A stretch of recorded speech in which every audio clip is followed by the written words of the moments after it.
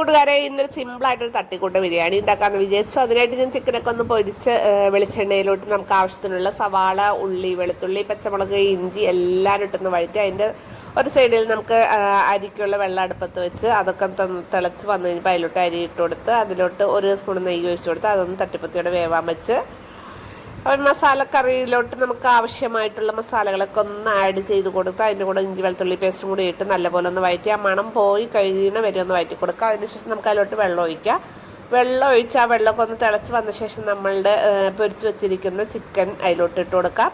അതിനുശേഷം ഒരു 5 മിനിറ്റും കൂടി അതും നല്ല പോലെ ഒന്ന് ഗ്രേവിയായി തിളച്ച് സെറ്റായി വന്നു കഴിയുമ്പോൾ നമ്മുടെ ബിരിയാണിക്കുള്ള ചിക്കൻ റെഡിയായി കഴിഞ്ഞാൽ അപ്പോഴത്തേക്കും നമ്മുടെ നെയ്ച്ചോറ് ഒന്ന് വെന്തോന്ന് നോക്കാം നമുക്കിനി. അപ്പോൾ അതേ നമ്മുടെ നെയ്ച്ചോറ് ഇവിടെ വെന്തിട്ടുണ്ട്. അതിലോട്ട് നമുക്ക് ഇച്ചിരി കളറിന് വേണ്ടി യെല്ലോ കളറും ഒഴിച്ചു കൊടുത്ത് ഒന്ന് തട്ടിപ്പത്തി